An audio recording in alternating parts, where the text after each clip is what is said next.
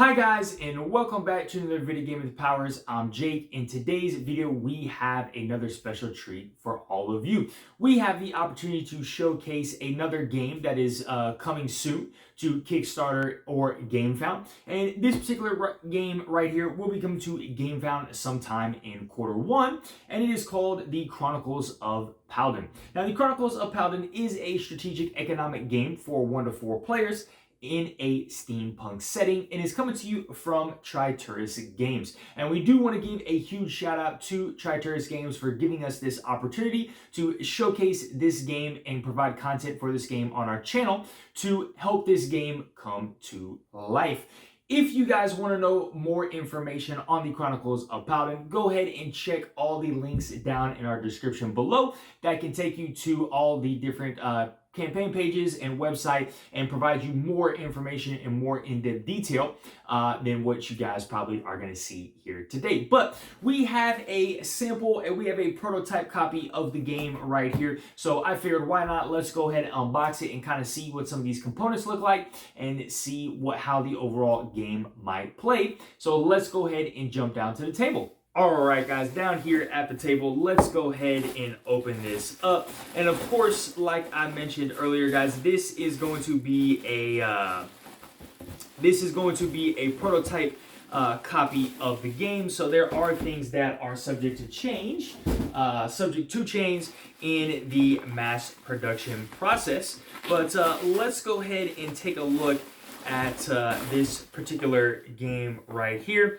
Again, this is called the Chronicles of Paldon. So let's go ahead and zoom in. Right off the bat, the box art looks gorgeous. You can tell it has a steampunk type of feel to it. Let's see what it says on the box. So 1 to 4 players, ages 14 plus, right around 90 to 150 minutes. Let's put the box on the back. So let's kind of give you guys an in-depth look and see what this particular game is all about. So Chronicles of Paldon, a strategic economic and planning game where you explore knowledge, invent machines, and intrigue with factions in a steampunk city. So let's see here. We'll do this, get my handy dandy knife out. So in Chronicles of Paldon, each player acts as an inventor with a workshop and 2 apprentices acting on the game board. The task is to rebuild the city's machinery consisting of city constructions and machines.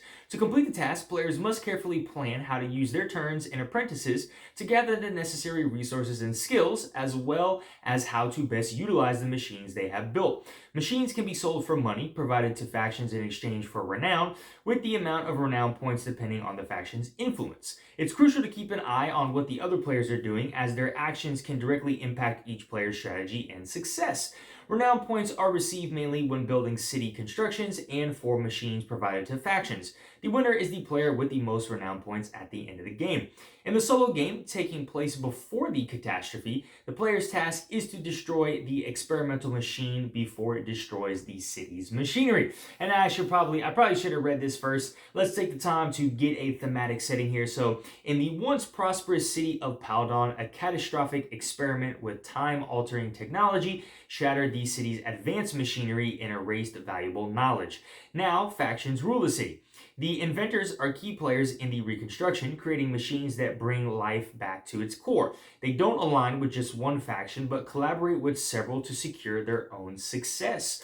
All right, guys, cool. Very, this looks kind of like City of Gears-esque, not necessarily in the mechanics, but obviously the theme and kind of way some of the settings are going to do. So let's take a look at some of these components again. Okay, so it looks like we have a player aid card right here, a quick reference guide. That is awesome. I do always love quick reference guides in games. We have our rule book here, 16 pages.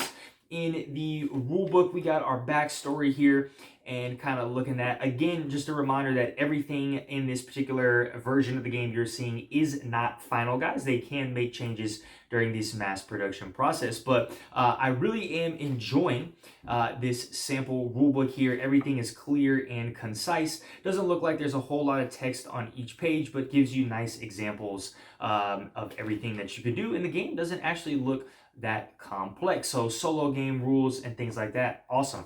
Okay, we have the game board right here. And then just a bunch of miscellaneous components. So you'll have these little standees.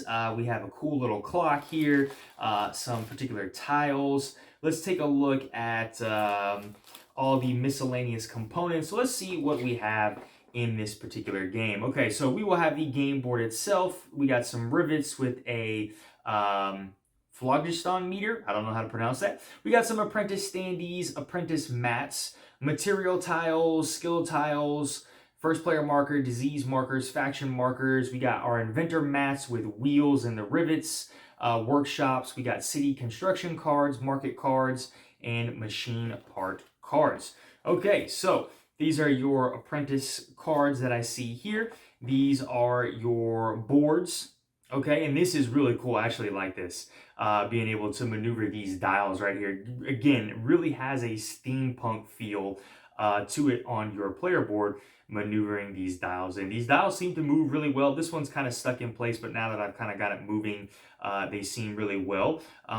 These are decently thick. But again, maybe they might get thicker with a couple of stretch goals. So we got some of these particular standees that have come undone.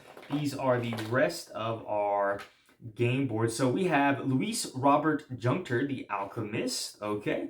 Who else do we have here? We have Martine Moreau, the maker of flying machines. Okay. Marie Bertrand, modifier of time and cosmos. And we have Josephine Pierre Match Priest, the Tinker of Shadows. And what it seems like to be is each of these particular inventors have their own asymmetric abilities. At least like right here down on the board. This looks different. This looks different as well on some of these particular machines. So starting hands look the same. There's these two numbers change and symbols change as well. So pretty cool. A lot of asymmetric powers and abilities to the game as well. And then here are just some of the other components. Again, we got tokens and tiles. And let's take a look at some of these cards here. And just to see, that might be the solo mode. We'll take a look at some of these particular cards right here and see what our artwork is looking like. So mechanical brain. All right, mechanical brain, mechanical helper, metal smelter, metal imports, miniature sawmill, motorized cart. So a lot of things going on these particular cards, but I think the spacing is done really well. You're able to identify where everything is. There's not a whole lot of text. And also the picture. I kind of like sometimes with these miniature pictures if a card is going to have a lot of text on them. So you can still see the artwork, but also have a clear picture of what these symbols are and where they're supposed to be. So artwork looks really, really good. Super impressed. Cards feel nice. Yeah, I'm super excited to dive into this particular game and, you know, invent some machines. Don't own any steampunk theme games currently, so super excited to dive into this one to see how it is. But last but not least, guys, let's go ahead and take a look at this game board. All right, the last thing we need to get out here is our game board. And let me go ahead and work on getting this board out. I had it confused. I thought I had it the right way. Okay, so looks like you could put the game board up and down right here. So I'll just show you guys some views of the game board from the top of a front view so you can see. So it looks like we are going to have a bunch of different locations that we will be kind of going around this map. You know, you're going to have this Flogastine Island, we'll have the university, you will have the airship corsairs over here, the Iron Syndicate, different locations on the map that we will be visiting, it looks like as well. And then I will turn the board sideways so we can get a full view of it. So you'll have a track over here. Looks like you got some icons over here as well. So very, very cool, vibrant looking board. You know what this game is actually reminding me a lot of?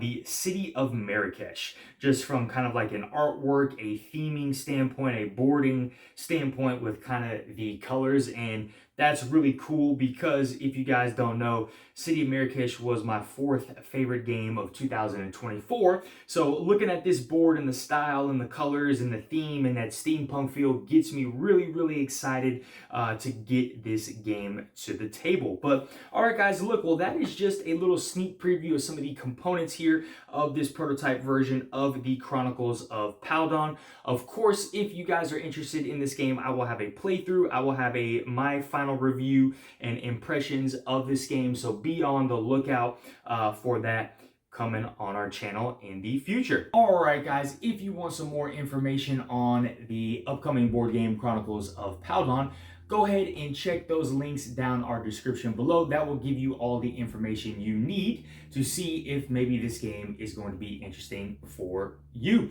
As always, guys, if you enjoyed this content, smash that like button, hit that notification bell, comment down below, what are your thoughts on this game? Do you think you might be into this one? And as always, guys, if you are not subscribed to our channel, please go ahead and subscribe so we can keep bringing you some more awesome content. All right, guys, have a great one. Bye.